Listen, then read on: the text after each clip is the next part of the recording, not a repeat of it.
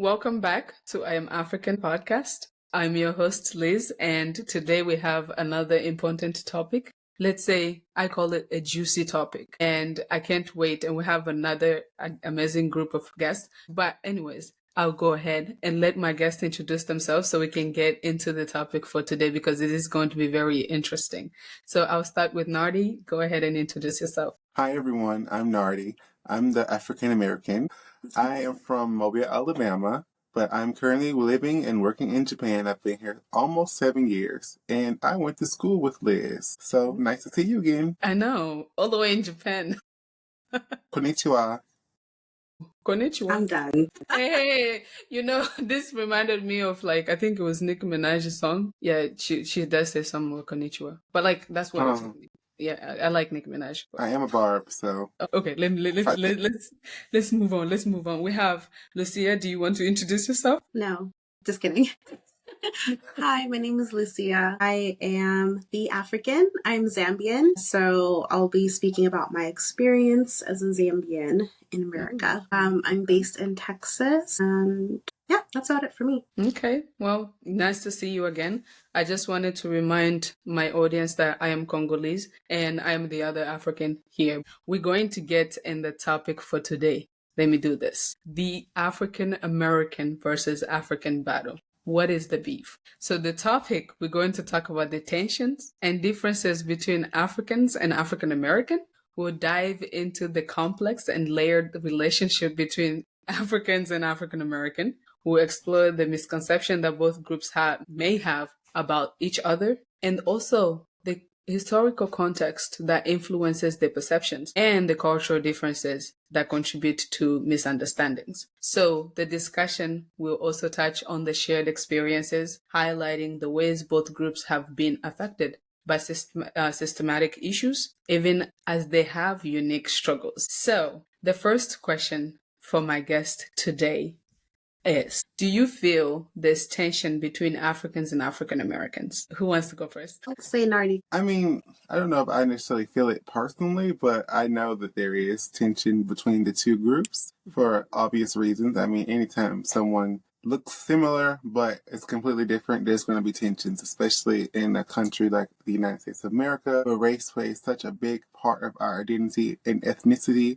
if you're not from America, also plays a huge role. And yes, definitely there's tension, but I'll let Lucy go and then we can get into that. Okay. All right. Lucia, do you have something? Yeah, I would say there might be tension.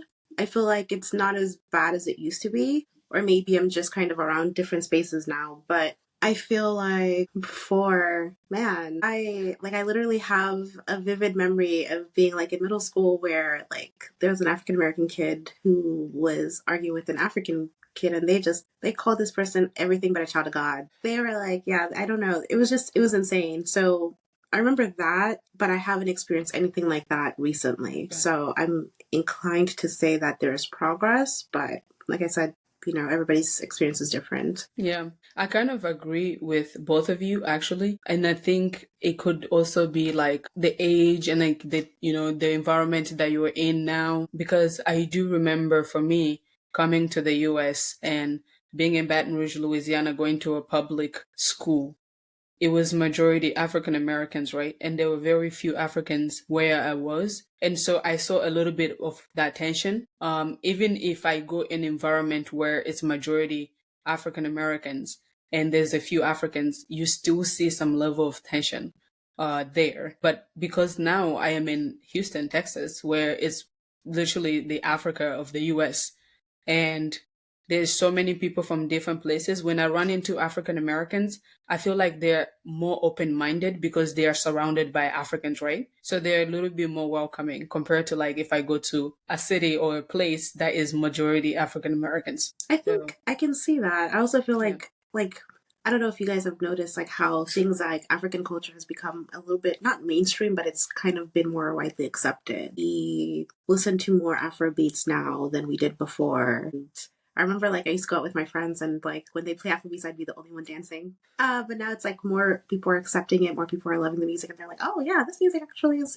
pretty cool. Or just different things like movies or culture, or even traveling back to Africa and exploring the place and meeting people there, finding out their their roots or anything like that. So I feel like there's been more of those conversations of late than before, especially when we were kids, is what my perception is anyway. Where do you think the shift happened? Because for me, I have my own thoughts about when I think things changed, where African Americans were more open to like Africans and when they wanted to start being more open to Africans. And I think for me, it had to do with the 2016 election. There was a time a political candidate who was running for president in 2016 said, I'm going to deport all Black people back to Africa. And it was around that time for me, I saw where African Americans started doing ancestry, like or DNA testing to figure out where their ancestors came from. And if they were to be sent back to Africa, they would know where, like, where they're going to land. And I remember an African American friend of mine coming up to me and she's like, oh my gosh, I'm 30% Congolese. To me, like, it didn't really mean anything. Like, she was so excited. But for me, I was this, but you are still African American. Like, it was a shock because I didn't really get it that she was so excited to want to be like that 30% Congolese. And I'm literally Well, 100% Congolese. well, I think on that note, I mean, it's a little bit different for you because you know where you come from. Yeah. So, yeah, it wouldn't be exciting to you. But to someone who is a descendant of chattel slavery, who, their entire only thing they know is America. So, yeah, to you, maybe it's not a big deal, but it's exciting to someone to know where their roots come from because their link to their roots was cut off centuries ago. So we didn't have DNA tests in the 1800s. So people finding out about their roots is exciting. Like, it's exciting to know where you come from when that it's like such a big mystery. Like, how do you think adopted people feel their whole life? They don't know where they come from. It's almost like that, but on a grander scale because you don't know where your ancestors come from. People who do ancestral magic, but who the hell are they praying to? Like they have to know. You know what I mean? You have to know where you come from. So that's why she was so excited. So you have to look at it from that point of view. You know where you come from. You know exactly where your roots begin. You know what tribe you came from. You know all of that. They don't know that. So we don't know that, I should say. So that's why she was so excited. But I want to go back to what Lucy said about the junior high school thing. Like junior high school, like I have a lot of African friends. At least obviously you're one of them. So what I've observed is a lot of times we harp on things that happen to us from our experience, from our point of view, but we don't even look at the bigger picture. Everyone got bullied in high school and was called everything but a child of God. I was called everything under the blue moon. Faggot. Oh, can I say that? I hope so. Oops. I got called the F word. I got called the F word. I got called a white boy. I got called all these things, right? And everyone had their own individualized torture at that age, except for the cool kids, of course. And I went to an all African American junior high school. And when I say that, I mean, there might have been Africans in there, but everyone was my skin tone or darker. You know what I mean? Like it was black kids because it was in the hood. And there was one Latino boy that came in 7th grade, and he was the most popular kid in school because he was the only one that wasn't black. Okay, so I know what you mean, Lucy, because I saw it with my own eyes. Like I heard African kids get called African booty scratchers, but in the same breath, they turn around and call non-African kids that too. Which I mean, the whole phrase "African booty scratcher" is problematic. I'm just saying, like that in that time period of our lives, there was a divide, yes, but also it's a divide because anytime something happens to us as individuals, we feel separated and exiled. But to be fair, we all got pretty hot bullying in junior high school at some point. Even the cool kids weren't always cool. You know what I mean? And so now, as adults, we know better. We know the things that we were called and said and done and had done to us is wrong. So I feel like that's why, like you said, you have a different friend group now, different people around you who are not idiots, who know, who are not 12-year-old jerks. They know that, like, yes, we're different, but we have so many things that we can look for that is in common instead of looking for differences. And I should hope that a grown up wouldn't sit in a room and call someone from Africa or anywhere in the world a slur. I would hope. But to answer Liz's question, or to respond to it, to go back to it, I personally feel like the shift that you said you saw in 2016, I actually saw the opposite.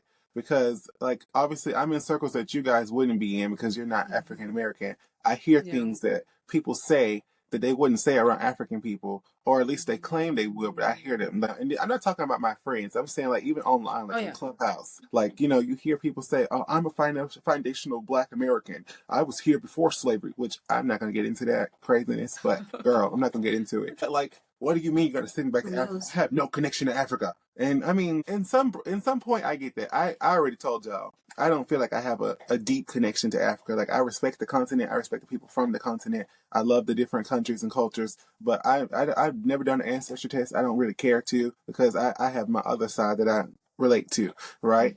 But I just feel like, we have to be a little bit open minded when it comes to like that, because we all had some trauma from during high school, especially people who are different, any kind of different. If you weren't exactly like the rest of them, then you were different. So I I'm think not saying we're just. it's interesting because I think for me, I should offer some context. I went to school in Africa and I went to school here. Africa can be very like homogenous because we're all African for the most part, but I actually lived in an area where there were people from Portugal, Spaniards, and all these people from different places. And even when we had disagreements, race was not brought up as a way or a means of demeaning someone or Mhm. of putting someone down. And I think for me, seeing that in that instance kind of made it like a point where I'm like, oh, dang, okay. So this is something that people actually can use as a put down. Like, this is what we're doing, basically. I understand bullying. I understand making fun of people because of their differences and so forth. But I think whenever you use or utilize race as a means of doing that, and then also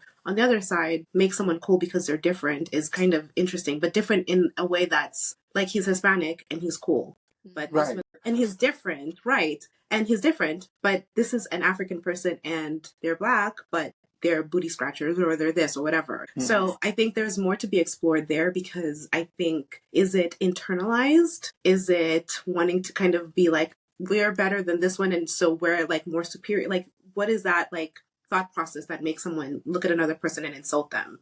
It's like, it's just, I think So for me, that's what I want to kind of bring light to, because I feel like The next question is, what are some common misconceptions that you think people like these groups have for like about each other? Let's say, what are misconceptions that you think Africans have for African Americans and vice versa? What are some things that Africans say about African Americans that you think are just misconceptions or not true? who's answering first, me or Lucy? You guys can choose. I can go first with a Okay. couple. Okay. So I could say, because a lot of Africans may have accents and stuff, I've seen a misconception where people feel like the person is not intelligent or anything like that, or, they're not learned because they have an accent. And that's one that I've kind of observed and seen people bring about and kind of be like, oh, okay, this is what's going on. And then on the other side, with African Americans, I would say, people might just have this conception that African Americans aren't like, I don't want to say family oriented, but I'd say maybe they're not like about the family values in the same way that Africans are, or like they're not like hardworking or something, which, like, the thing about misconceptions is it doesn't mean that it's true or anything. It's just that sometimes ignorance may lead people to think that this is like, these people are different, or maybe one experience with another group might be like, okay, so that's how y'all are. So so yeah, those are some of a few that I've heard. I think the most common misconception I've heard on the African American side about Africans is they're coming here and they're getting all these opportunities that we don't get. And then another one that I hear from African people, like to my face, I've been told African Americans are lazy. You can have the same opportunities. You don't fight for those opportunities, that type of thing. And like both sides are like very wrong. So those are like my most common, like, and I have went to bat in the name of Elizabeth, whether she knows it or not, about that whole like African people just having this free opportunity in America. Like, I totally don't agree with that. So, but like you said, just because it's a misconception doesn't mean it's true. But those are the two that I hear the most on both sides. Like, I have been told to my face, African Americans are lazy. Y'all just don't work for it. Which, hello, I'm not lazy. So it's, you feel like each group tried to generalize the particular experience to the whole group. And from what you said, I actually expected you guys to say the same things, because I have heard both, right? Mhm. I've been in the US for a very long time, and I have heard about like the family values because of, there's this thing about African Americans being like, single parenting homes and stuff like that. When Africans see that, they're like, okay, the family values are not the same, or like how kids are raised. Kids in the US in particular, they're not disciplined the way kids in Africa are disciplined, right? And so that behavior as well, it kind of changes the family dynamic in the eyes of the Africans when it is about African Americans. And then you also have that laziness part, right? Like African Americans, I do remember when I came to the US where they're like, oh, Africans just getting treated differently by white people and they're getting handed opportunities. But then I also hear Africans, or some of the white people that I knew, they were like, African Americans are lazy and Africans are working hard. So then we're going to give them the opportunity because we want the person that's working hard and fighting. But without realizing that when Africans come here, they will literally take any job, anything to build their life here. And with African Americans already being here, some of them, they didn't really care about those particular jobs. And it's one of those topics where I don't want to get into politics, but we see the same thing with Hispanics where like, oh, you came here to take our jobs. It was a similar experience for the Africans that I knew where you're like, they're coming here, taking our opportunities, blah, blah, blah.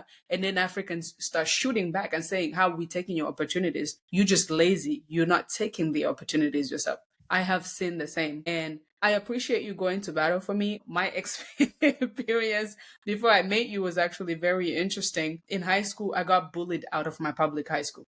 I was like, yeah, like I was getting bullied, thrown out, like pushed out of lunch lines. By the time I get lunch, I wouldn't eat lunch at school. I would go and sit in the library and do something because I do not want to like, be bullied or be called names. And one day I went home and I was like, I'm not going back to that school. And that wasn't a choice in the US. Like you can't drop out of school if you don't have a job. So as I was young, they told me to go to school. And then my white friends' parents, they actually got me an opportunity to go to a private school. It was an all girls Catholic school. Shout out to St. Joseph's Academy. But I tested into the school and I was offered a scholarship opportunity. I went to the school. I worked my ass off and I got a full scholarship to go to Spring Hill College. Thank you. Thank you. And going from there, like the things that I was hearing, like you were like a charity case, like, they giving you these things. And even in the high school itself, like there were times where I was like in my grade, I was one of the 10, 11 Black girls and I was the only African, but it was still like this disconnect between me and the African American girls. I was feeling it. So most of my friends in high school, for majority of my time in high school, were like white people because the African Americans made me just realize that I'm not like them until up to a point where I started having conversations with them. And some of the girls were like open to me being friends with them. And I'm still friends with them. Shout out again to Sarah and Radiance. I appreciate you guys. But all those experiences, I could have, if I didn't get the education and get to experience good experiences with like you, Dom, like all my other African American friends, I could have kept all of those experiences and internalize them and start having like this like feelings towards African Americans because they treated me badly. They bullied me and my siblings a lot. And I have learned that like, okay, maybe they were going through something, those particular kids, they were going through something in their personal lives that was making them behave that way. And I'm not going to like let that experience define every single African American. And that's why I was open to being friends with African Americans again, is because I had to tell myself that it was like maybe their experience and I shouldn't take that internally. But not all Africans are going to do that. Some of them internalized it, just like some African Americans have internalized their experience with Africans and just use it as like, oh, this is how the group is. Sorry, I went on a whole. Hey. Yeah. It's good to have context and like a Yeah. personal story because it humanizes the experience. I think like you kind of showed what you went through, how you went through the process and everything. And I think when we speak in, in reference to other situations, it's kind of easy to kind of like minimize it or minimize the experience, but it can be quite traumatic, honestly, when you kind of see people that you're like, oh, we should be getting along, but all right, cool. Yeah. In either way. So yeah. I think a lot of that is just people are just, especially like in high school, people are just so ignorant. They don't know how to treat, like, it's so much nuance to it. Like people just don't even if you're I can't even put it into words. It's just like because I know what you mean. Like high school, I actually had a great high school experience because I went to a very diverse high school, Murphy High School. At the time, it was very diverse. It's more blackety black now, but back then in the Stone Age, it was a very diverse mixed population. You know, I had friends from well, we're old, but I had friends from all over the racial spectrum, but yeah, I'm sorry that happened to you. I'm glad you know now that all of us aren't like that. And also, like, kids are just evil. Like, high school kids are like the most evil creatures. Junior high school, like, they're just evil little people. Like, and they don't mean to be. They're just not there all the way yet. You know what I mean? Like, they're still developing. And yeah, they look for any sign of weakness and they prey upon it. So I'm glad you were able to get out of that situation. But Yeah. I will say, like, there is like the whole model minority thing, right? Like, we deal with this with Asians too. Like, and this is from an African American point of view. I know that all African people don't come here with that mindset, but I can't say that I don't think that some of them do. Some of them that I have encountered who are not like you all, who have very blatantly told me, like, I'm a good black person, and that's why they like me. And I'm not paraphrasing. Like, Gosh, that's I insane. have been told like we don't commit crimes. We come to your country, we work hard, we do this, we do this. And if I let like little individual experiences with African people from different parts of Africa, mind you, because everyone's different. If I let those little experiences like shape how I look at everyone from the continent of Africa. From if I let that shape how I saw you all, then I would have a very negative view too, because I think that's what happens. A lot of people come into contact with that, and then they form that mindset, and then they never meet anyone else who helps them change that. And then if it wasn't them directly, like children, their parents are telling them these things because their parents experienced that. And so that's another thing that makes me different, like from some African Americans. My mom doesn't think like that. You know what I mean? My mom is biracial. She's already different on her own. Like it's a different. She went through her own struggles. So I never really had that framework to think of African people like that. But I know that there are people who do, and they have come into contact with people telling them to their face like we're better than you because we do X, Y, and Z.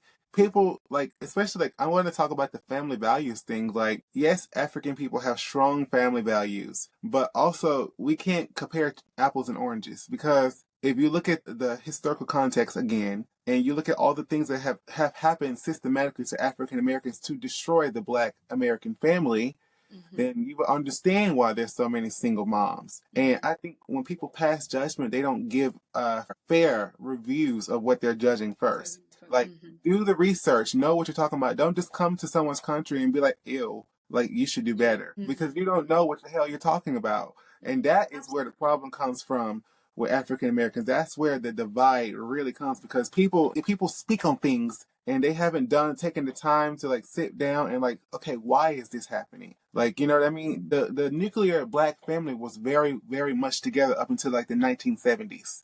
Like, if you go back and look at my grandparents, like, well, my grandpa, his era, all of those people are married or were married if they passed away. There are still people in their 60s and 70s that's been married 40, 50 years. My mom's best friend is in her 50s, and her husband, before he passed away, they had celebrated like 30 years of marriage. Like, the Black family was very much together. It's my generation and the generation before us who were affected. So before we start passing judgment, we should do research, and that's all I have to say about that. Like I have done my research. I've taken my time to get to know this African side of the story, which is why I'm not so biased on it. But do African people do the same? That's what I'm saying. Do they do that, or do they just come here and see what they see and say, "I don't like that. That's this, that, and that." If an African American listens to this, I'm not gonna sit here and cape for Africans. Like I'll be fair, but on that one, that is a big issue because you all, not you all, but generally speaking, you all don't do the research. You just pass judgment,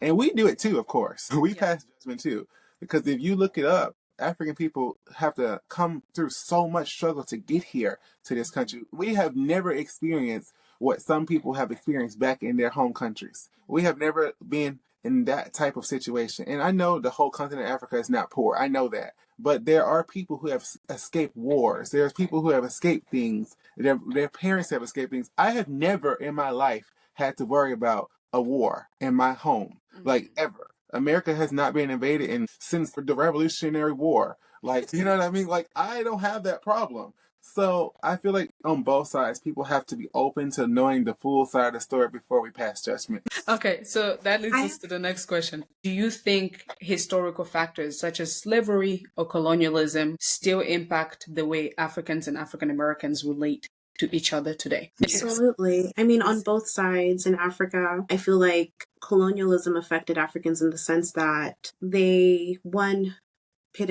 put tribes next to each other that didn't get along necessarily. So then they know that, okay, if they're busy infighting, we can kind of loot their minerals and take over the country, and they'll be busy fighting each other. They won't even notice that we've kind of destabilized their situation. There's also maybe internalized racism and thinking that because I'm dark skinned and this, then that person's better than me because they're light skinned, or just different things. There's a lot of nuance to that. As far as the family unit, that's kind of I haven't really observed that in my experience, but with African Americans, I think slavery did impact the family unit, and it continued to be something that was attacked with African Americans. I think people gain a lot of strength and support when they have family. And one way to break down a person is to separate them from their family unit, right? So if you do that, then you break their spirit. They're able to just kind of be like, fine, I'm hopeless. Let me just work and do what I got to do. But African Americans and Black people in general we're resilient. We'll seek a way to make a way and stuff. So